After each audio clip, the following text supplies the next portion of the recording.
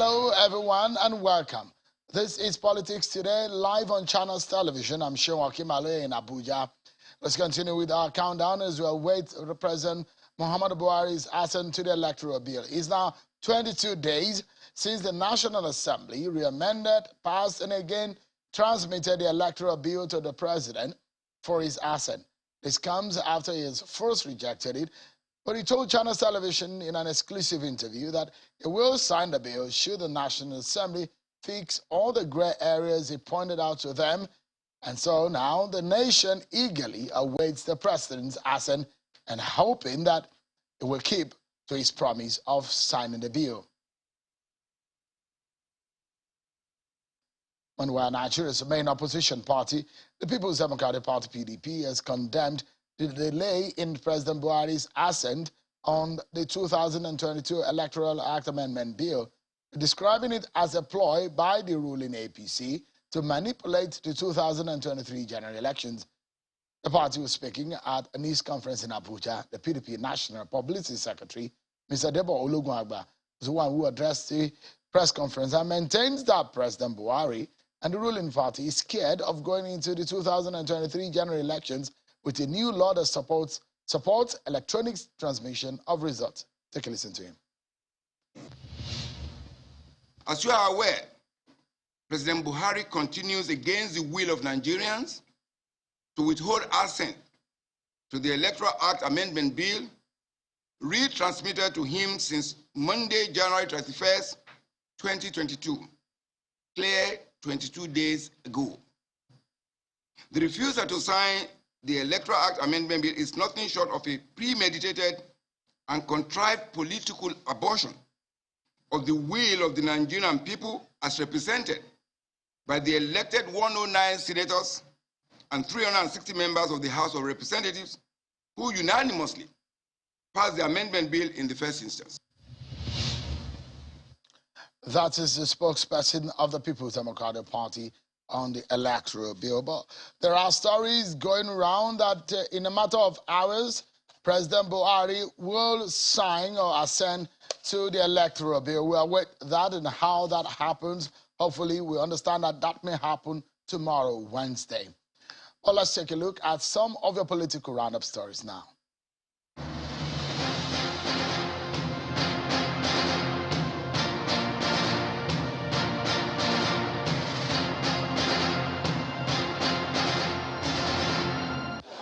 And it's not something we need. Civil society groups under the Nigerian Civil Society Situation Room are protesting the delay in the assent to the Electoral Act Amendment Bill by President Muhammadu Buhari. The protesters on Tuesday morning gathered at Abuja Unity Fountain and displayed various placards asking the president to assent to the bill. According to the 1999 amended constitution, the Independent National Electoral Commission, INEC, by law is mandated to give 1 year notice of elections. They are therefore concerned that if the president fails to sign the bill today, February 22nd, 2020, INEC may have to postpone the election. And it's not something we need. 11 candidates from 11 political parties will be slugging it out to elect a member to fill the seat of Ngokpala State constituency in Saturday's by-election in Imo State. According to the INEC State Resident Electoral Commissioner, Francis Ezonu, the commission is ready and all preparations have been made and put in place to ensure a smooth by-election in Ngokpala local government area of Imo State. He adds that a total number of 94,060 registered voters across 11 wards and 193 polling units are expected to come out and vote during the elections. He says just like in Anambra and FCT elections, the Biomodal Accreditation System BVAS machine will be deployed for the election. Is invited to move the motion. The House of Representatives is asking the federal government to adhere to the clauses and provisions in its MOU and MOA with the Academic Staff Union of Universities. These, according to the House, will be in the interest of the education sector and the students. The resolution of the House is sequel to a motion on the need to address the frequent strikes by ASU. The House has mandated its committees on labor, employment and productivity and tertiary institutions to interface with the relevant ministries to address the situation. In Kano, Kano State, Governor Abdullahi Ganduje and top officials of the party, including the chairman of the party in the state, Abdullahi Abbas, have returned to Kano amid celebrations after the court judgment upholding his faction as the authentic APC leadership in the state. On February the 18th, the appeal court in Abuja ruled in favor of Governor Omar Ganduje's faction in all three appeals against the judgment of the lower court. Shocked the whole House of Assembly. Honorable Obasi Odifa Obasi, the former Deputy Speaker of Ebonyi State House of Assembly, has denied resigning as a member of the State Harlow Chambers. Mr. Obasi made this statement in a reaction to an alleged letter purportedly written by him and read on the floor of the State House of Assembly by the Speaker, Right Honorable Francis Nwafuru, on Monday. Honorable Obasi, who has served 4 terms as Deputy Speaker at the State Assembly, was re-elected in 2019 under the platform of the People's Democratic Party. They know where they went to forge the letter.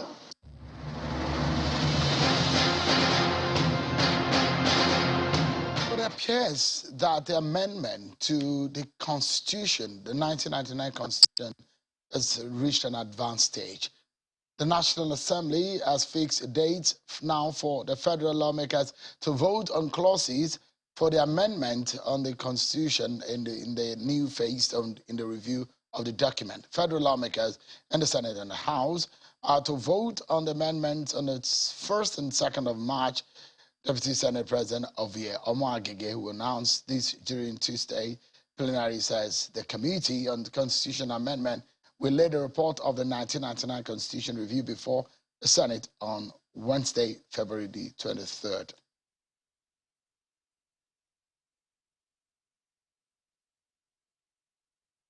Delayed on Wednesday tomorrow, and thereafter we'll take our vote on March 1st, which will be Tuesday. That will give us about 4 to 5 days to review the report, consult as we deem fit, and be prepared to vote. Deputy Senate President Ovie Omoagege.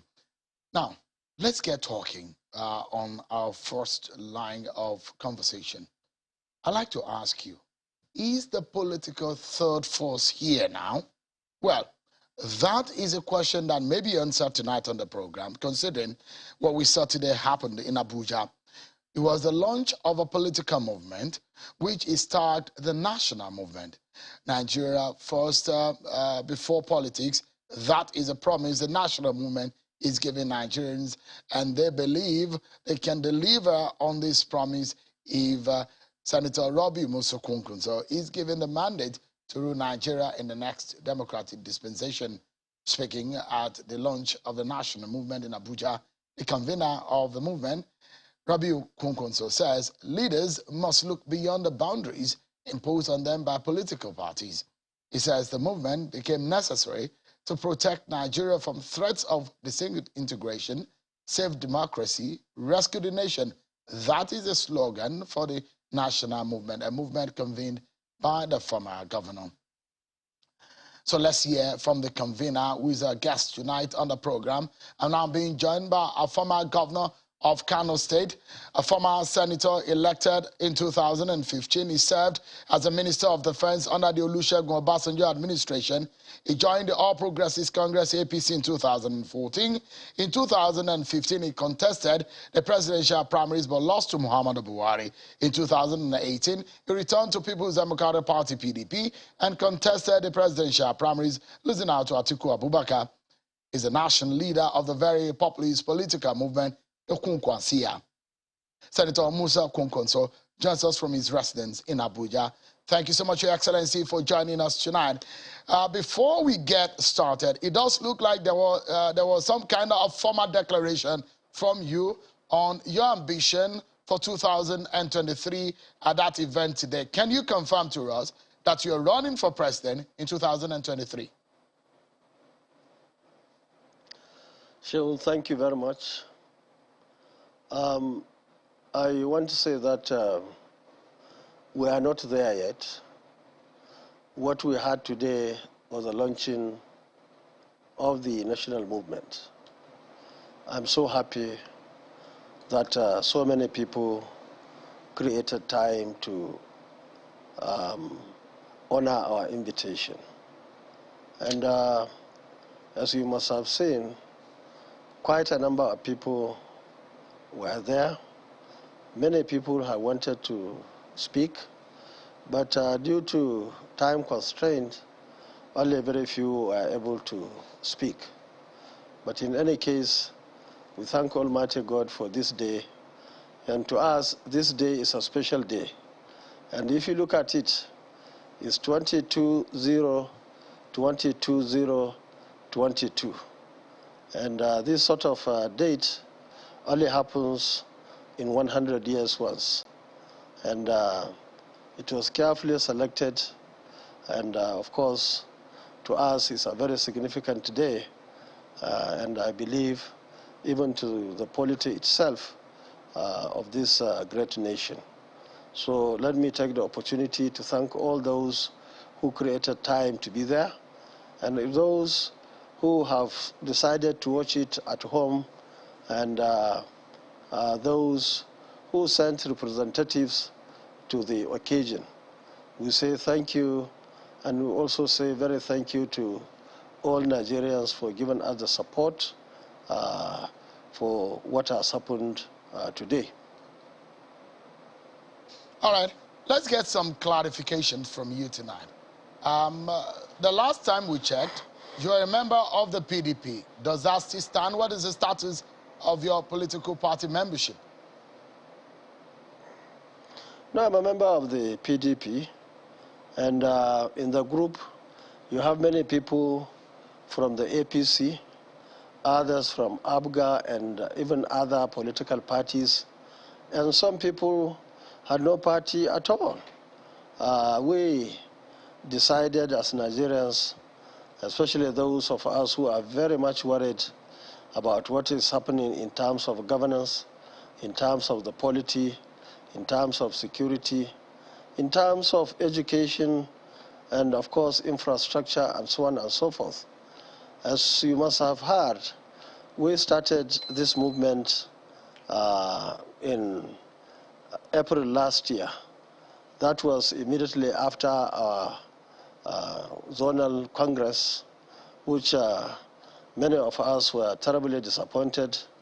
And therefore, we thought we should come put our friends together and see if we could come up with something that is new and something that will be very much acceptable to us and other Nigerians of like mind.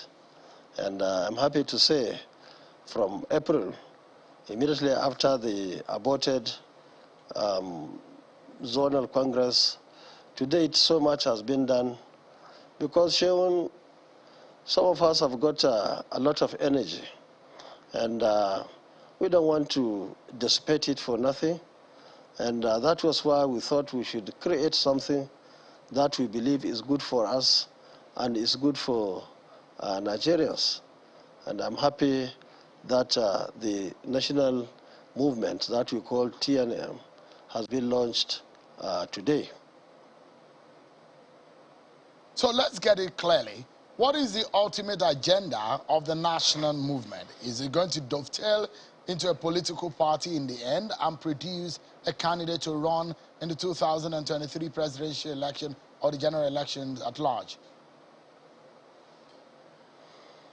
Well, I believe anything can happen, but all what we are saying, especially after the aborted Congress, was to keep a little bit distance from the party, that's the PDP, to see if those in the party, especially the leadership, would think. Unfortunately, since then, we have not seen much from the party itself, and we are still hoping that discussions will be opened. And I'm happy to say that since we are people from different political parties, I will say that we are open to discussion with the like minds to ensure that the right thing is done, and is done as soon as possible, so that together we can move the country forward. So we still don't know the ultimate agenda of the national movement, whether or not it's going to field a candidate in 2023 and who the candidate is going to be. But give us an idea of what you'll be doing. Your slogan is Save Democracy, Save the Nation. That is what you're talking about today. That is what some of your supporters are saying. But what does that mean? What are you hoping to achieve with this movement? Yes, Sean, we hope to achieve a real democracy in this country.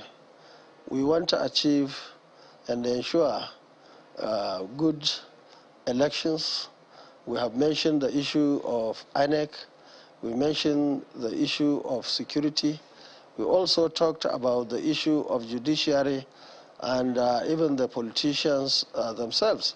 So we are open for discussion with especially with our respective parties, those of us who are in PDP and those who are in APC and other political parties. And believing that something positive can be achieved.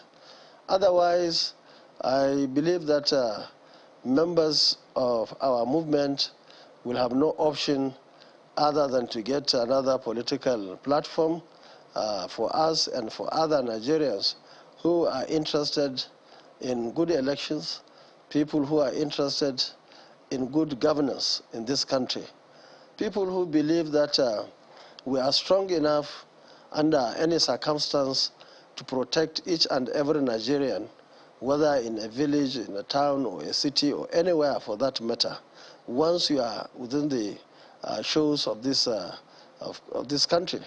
We also believe on the issue, strongly on the issue of education. We believe every child in this country should have an opportunity to go to school, no matter the parental background, no matter the status in the society. We believe so much in education. And this issue of security, we are also concerned that despite all our human resources that we have in this country, and of course mineral resources, we are not able to protect our students at the moment. We have seen what is happening in the northeast, the northwest, even in the north central and even southern part of the country. We believe that with a capable government at federal, states, and local governments, we have no reason whatsoever to allow our people to be killed, be maimed, and have their properties destroyed. And that's why we thought we should stand up at this moment to ensure that we are counted those who have decided to do something when there is need to do that. All right. So from all of the things that you have listed, education, security, the economy, and all of these ideas on how you can resolve some of the problems of the nation, but it's clear and it's common sense that in the political environment, some of these ideas cannot come to fruition if not with through a political system, especially in a democratic dispensation. It has to come through a political system where policies like this can be actualized. So in that sense, are you going to be a civil society organization? Because for my viewers tonight who are watching, they want to have a clear idea of how you want to take these ideas into practice, the visible and the plausible ways of getting these ideas you have talked about into reality. Yes, I thought I answered that, show. I told you that we are flexible, we are open for discussion with our respective political parties. If we are not able to achieve the desired goals, certainly this movement has no option rather than to look for a political platform. You are absolutely right. All that cannot be achieved through any other means other than having a political party. And I can assure you that the movement is ready either to register or to take one of the political parties, populate it, and ensure that from now to end of the year is very much on the ground, capable and strong enough to win election. Sean, I personally and many others have worked so hard in this country, mobilizing people for this particular purpose we are talking about. I'm sure you know in '92, I was Deputy Speaker of the House of Reps. To date is certainly and exactly 30 years, and 30 years of total mobilization in this country, especially in northern Nigeria. So I can assure you that with any party, I have no confidence, I have no doubt in my mind that this group, especially having seen the quality of people who attended that launching, representatives of other people, and even those who cannot send representatives or go there at all for many obvious reasons. So I have no doubt in my mind that we have capable group, capable political movement that has the capacity to win election, and not only win election in this country, but form a very capable government that will reverse all the evils that we see today in this country. And I was making reference to what Professor Patu Tomi said on this program a few days ago. He said that the APC and the PDP, from his own point of view, have failed Nigerians, and they were looking at alternatives. And I was asking if you hold that view also.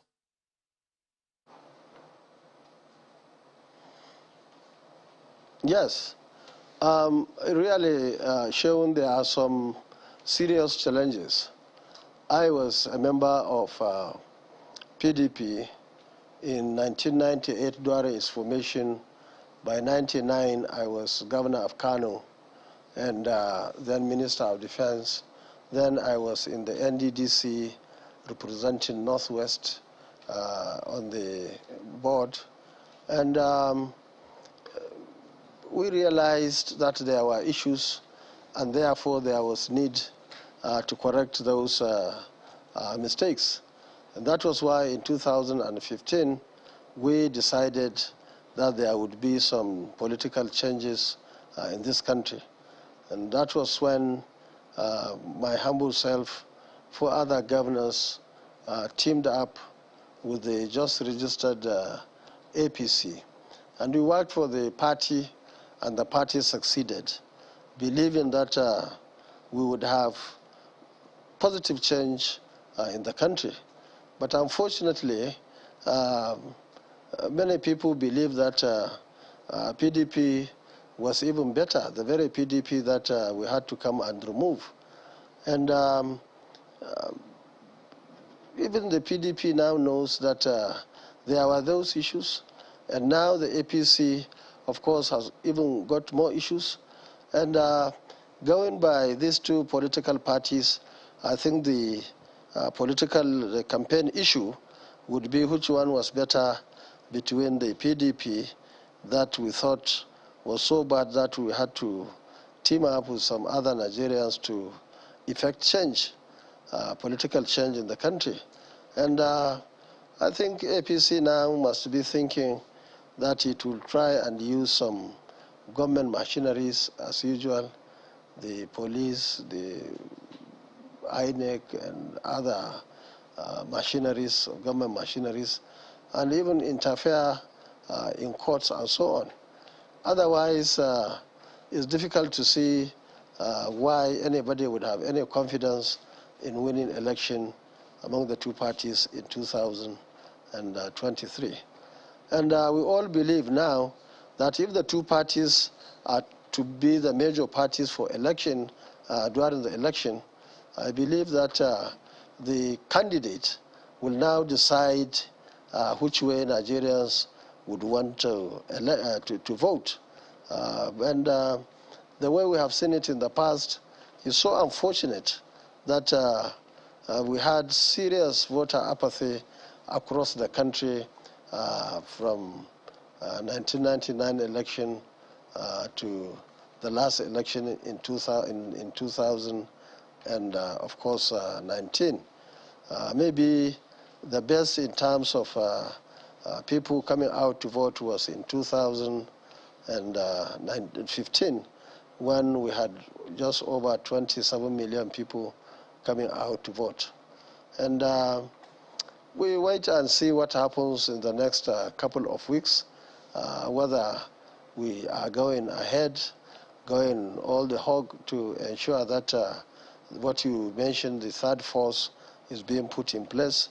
I can assure you we have the capacity any day, any time to put the third force you are talking about, and other people are also talking about. Because even on the side of Konkosia, we have representation in northern Nigeria today almost in every house.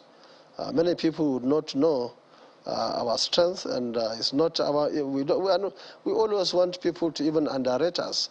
But if you like today, Shewan, even you go to your house and ask, if you are not Konkosia, maybe your wife is Konkosia member, maybe your driver or your security man, and so on and so forth. But that is not the issue now. The issue is, in addition to that, we have got very serious and very important Nigerians who are worried about the situation and who are equally worried and willing to team up with Konkosia and many other interested groups and individuals to bring the desired change in the country. All right.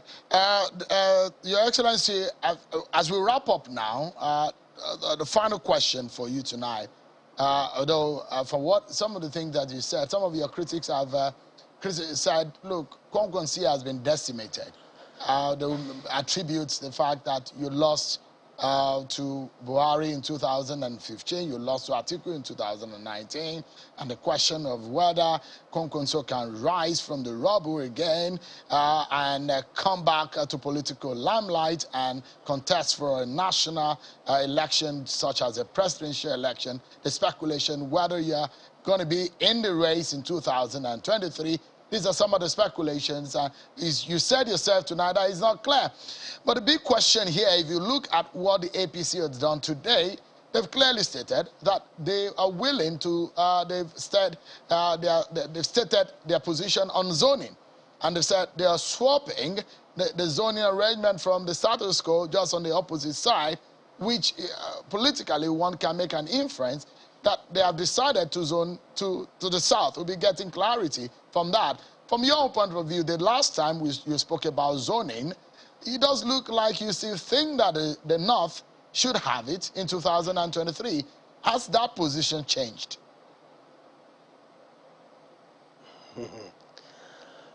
Shaun, APC has no option. We formed the APC and won election in 2015 with the president from northern Nigeria. And under our arrangement, it has no option other than to send it to the southern part of the country. For PDP, it can be flexible because if you look at it, the 16 years that PDP was in government, only 2 years was headed by a northerner, 14 under Chief Olusegun Obasanjo, 8 years, and 6 years of Jonathan, making it 14 years. And many people also argue that the last candidate of the party was in northern Nigeria. Others from the south, or those who are interested in taking it to the south, can bring in many other arguments. So PDP, I believe, is flexible. If they want to put it in the north, I see no reason why they should not put it, or vice versa. But in any case, I want to tell you that this is purely the responsibility of political parties. Parties should sit down and strategize. There is no point in bringing your candidate to the north or south, especially if you are sure you will lose election. No matter the good intention of the party, or no matter the reason, I think the main thing is for it to win election so that it can implement its programs. so that Nigeria can benefit from the programs. But if you are talking of the third force, that is even more flexible because it's just starting. And I'm sure the members are experienced enough to say, look, where do we put our candidate? And in fact, most time it's not even the north or south. I think the key thing is the candidate. Sensible political leaders will sit down and ask themselves, who, if we take it to the north or south, or any of the political zones, you have to go around and get the best person for the election. It's not an appointment where you just sit down and decide that you want to put your friend or your brother or somebody from ethnic group or religion or anything. We have passed that level in this country. Where we are today is that north or south, people are looking for capable people who can take them out of this mess. We are in a terrible situation in this country in terms of the security, economy, and so on and so forth. Everybody knows about it. And I can assure you, and you can bet also, that any political party which makes the mistake of making wrong zoning in 2023, I'm sure that party has lost the election even before it takes place. Right. Because people have got ideas now. Even the voter, even people in my village and your village and across the country have decided on what they want, because largely because of the experiences that we have in the past, and in fact, the experience that we have today in this country. So it's just not a matter of convenience. And that was why when I saw our colleagues, governors of the South, both PDP, APC, even ABGA, were saying it should be taken to that. We always tell them that's not the way to do it.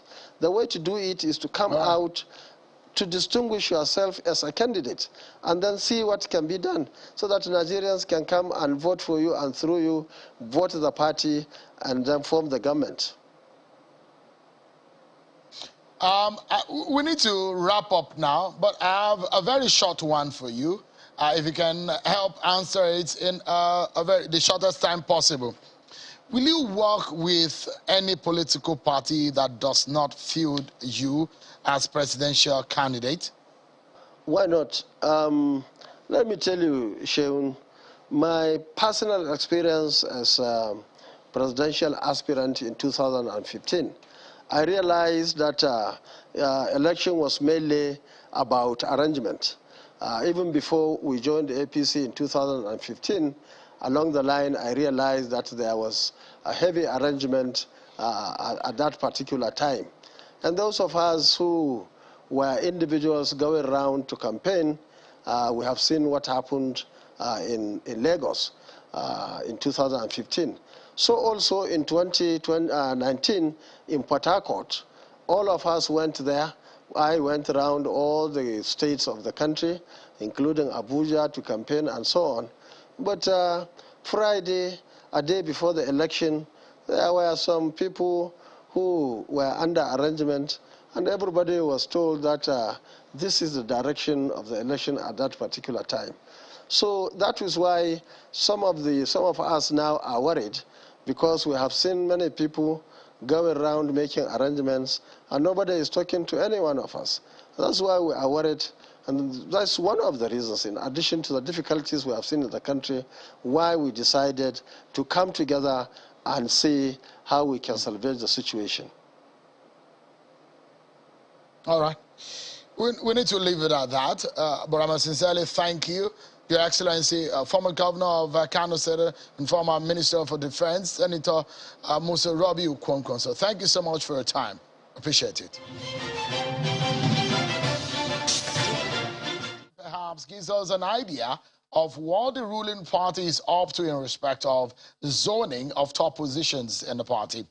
After the meeting with the Progressive governor, declared that it stands united and have embraced the March 26 convention date released by the caretaker committee. The chairman of the Progressive Governors Forum, Governor Atiku Bagudu of Kebbi State, will lead members of the forum to the State House made a declaration after a meeting with the president. The APC governors disclosed that they have agreed on a zoning formula that will swap offices held between North and South, stating that offices occupied by Northerners in the last 8 years will now go to the South. I'll allow you to listen first to the chairman of the APC Governors Forum, that is the Progressive Governors Forum. Then afterwards, you listen to the governor of Kaduna State, who specifically spoke about the issue of zoning. Take a listen to them. Mr. President reminded us of that we have produced a number of national chairmen by consensus. Baba Kande emerged as the pioneer chairman of the party by consensus. His Excellency John Oyegun emerged by consensus. His Excellency Adams Oshimole emerged by consensus. So he is a believer in consensus as one of the options of producing leadership. And he urged us to explore consensus so that we can generate list, not while recognizing that many people who have indicated interest are equally competent, but knowing that just one person will occupy the office, consensus is part of our constitution, and he urged us to work towards consensus. And the governors, I have said it earlier, have also been working to ensure that as part of the equitable arrangement, zoning and consensus are incorporated so that we have done that at the lower levels, and even at the national level, I know it will serve us right and will achieve it. Then the date of the convention, the caretaker committee briefed of yesterday of their meeting, and they proposed March 26, 2022. And today the governors informed Mr. President that we have had the briefing from the caretaker committee and we are supportive of their position. After our meeting of last night to deliberate on the proposal by the National Caretaker Committee and our briefing with Mr. President today, we are all on the same page. We have agreed a zoning formula for all the 6 geopolitical zones, and essentially we swapped northern zones will take positions that southern zones had in the last 8 years, and vice versa. It's a very simple, equitable, and fair formula. We will now go back and consult at the zonal level and look at the positions that are available, and the process of the convention preparation will start in earnest. So by the grace of God, on the 26th of March, we would have done our national convention. Whether we'll do the zonal convention before that or do it at the same time, again, the constitution is silent, so as our chairman said, we can decide either way. But let nobody leave this room with any doubt that the progressive governors are united on the convention, on the future of the party, on our commitment to ensure that the People's Destruction Party doesn't come back to power.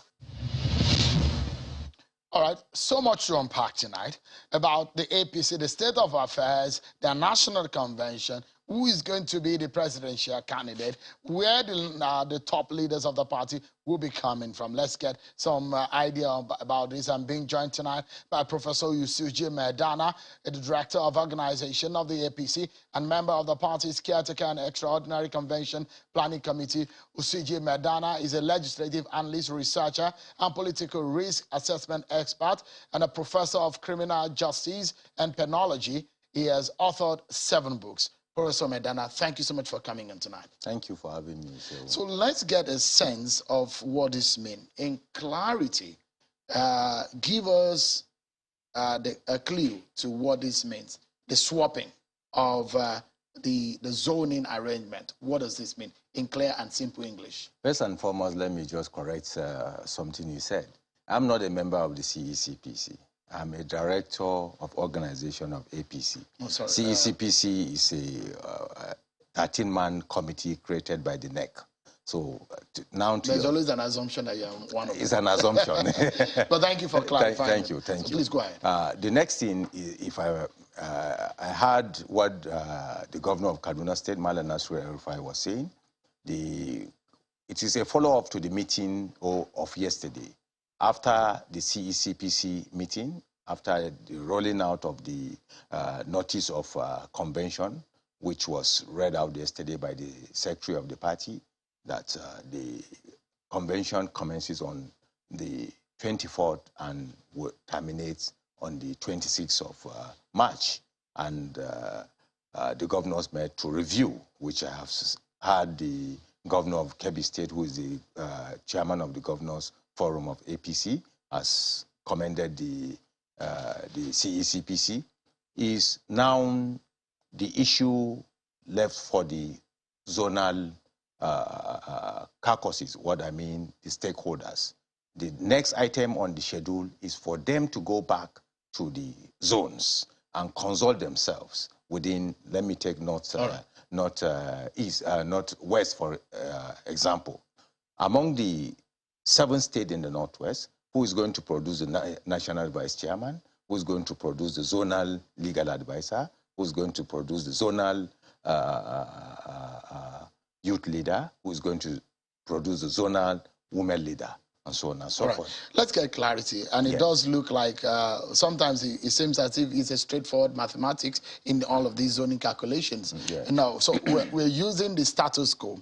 Not what obtains now, but before the Buni-led caretaker committee came on board. That's when you add Adams Oshomale as the national chairman. Adams Oshomale coming from the South region of the country. Exactly. Is that the structure and this arrangement that is being followed? The structure, according to the consultation made, you know, is consultation and counter-consultation. And if you heard the governor very well, he says that we are going back to make further consultation with other stakeholders that are not here, if I may interpret. So it's not clear yet that you are maintaining the structures. He has made it clear. It's not that, no, actually it's going to be shifted. The way he said it's going to be swapped. So if it's between north and south. So if you look at it before, the secretary came from the north, and start from the national chairman. Yes, the chairman can come from the south, then the secretary from the north. So now, with that consultation, they'll go back and see among the zones in the north, which zone is going to produce the chairman. Among those 3 zones in the south, which zone is going to produce the secretary. And I think that is... Prof, don't smart us out of this. It's not matter. No, hold on. South is where Oshomale came from, I mean, as the chairman. So invariably, the opposite of South for the chairmanship, if your party is swapping it, will be what? No, it's south and north. Is that how you have agreed on? It's south and north. It's not specific to the sub-region. They have not made it specific. You understand? That we are going to swap from now north and south. So it's further consultation that will not make it open. Maybe the zonal positions will now explain where in the south the secretary is coming out from, where in the north the chairman is coming out from. So because you've not micro-zoned it. So you've not micro-zoned it, but you've let it as a wider zoning. Now, let me give you an example. If you now take the North Central with 6 states, including Abuja, 7. If you now move the chairmanship or the zonal national chairman to maybe Kogi or Benue, you see, if they now zone the chairmanship again to the North Central, that state that have the national vice chairman would not likely have the chairmanship. You get it? Yes, because Article 21 of the party constitution talk about equitable distribution of positions. Right, so for us now to sit down to decide the 22 positions of the national working committee, should go to this, should go to that. Without consultation, so who is holding this, who is holding What's that? the implication of this zoning now? Zoning actually, as I've explained, is issue of looking at equitable, fair distribution of offices. So let me ask you. So again, with this arrangement, if your party is taking the national chairmanship position to the north, then it means that what obtained or what has obtained is when you add the John Oyegun from the south, you add your the presidential slot, go to the north. Actually, I don't think I don't think the governor goes to now the presidential election. They've not decided on that. He has gone to this one. It's a party. Party must finish one job before going to the other. So you've not decided on the presidential next step. Now the party is saddled with the responsibility of national convention. So another question is, why is it that the governors are the ones deciding for the party? No. It will go back to the CECPC. And there is a caucus, you know, in the Constitution, the National Caucus. So that's why I say it's a consultation from one step to another. So in all of this now, you've released, I know that your office was largely responsible with the CPC on the issue of the activities of the party. Give us an idea of the implication. So now, because some people are saying the zonal congresses are not captured in your structure and in your arrangement before now. It's a matter of interpretation of Constitution. Article 12.4 mentioned the National Working Committee. Then Article 12.6 mentioned the zonal committee. Now, let me tell you, this party, there is even polling unit committee, ESCOs, but it is silent on how are they going to be elected. And you had the governor of Kaduna State, what he was saying that no matter the position or the method of electing those people, there is what is called convention in everything. How is it done conventionally? If you look at this party, is 7 years old or thereabout. And the first time where how these people were elected, in the first convention of 2014, the party was just eager to participate in 2015 elections. So nobody cares how and where these people will be elected. The second one is 2018, where you have President Muhammadu Buhari as the only candidate of the party who was given the first right of refusal. Then now you have a lot of interest. And when you are doing something, you have to look at your laws horizontally and vertically, evaluate your constitution, and try to preserve something, not to fall into a pitfall. So you have to now think. That's why the CECPC now, after wider consultation and legal opinion, come up with the timetable where these will be elected and how they will be elected. So when some of the, let me tell you, some of the zonal ESCOs are delegate to the National Convention. So there is that thinking. Are they going to be elected on the same day, at the same place? You have seen PDP. One of the reasons why former governor of Kano State left PDP is because of the zonal convention. Up till now, the Northwest Zonal Convention has not been conducted. The first attempt in Kaduna, they couldn't do it between Tambuwal's faction and the Konkosia faction. And I think that is what led to what has happened today. So in a party, you have to look at things for the interest or in the interest of the party. Yes. So as we close now, when is the specific and the definite zoning arrangement going to be released? Yes, the North Zone, after the stakeholders meeting in the various zones, in the 6 political zones, it will now be communicated to the CECPC where they have arrived in their So what zones. date? Because you already have a timetable. Yes, it's in the timetable. After is the 4th item on the timetable. After that, then sales of form. All right. Yes. So why is your form expensive? Some of your members are not happy about that. Hey, yes, you know, the top political party look at it and evaluate what you should do. You know, governorship goes for 22,500,000. If you look at the presidential form, goes for 50 million.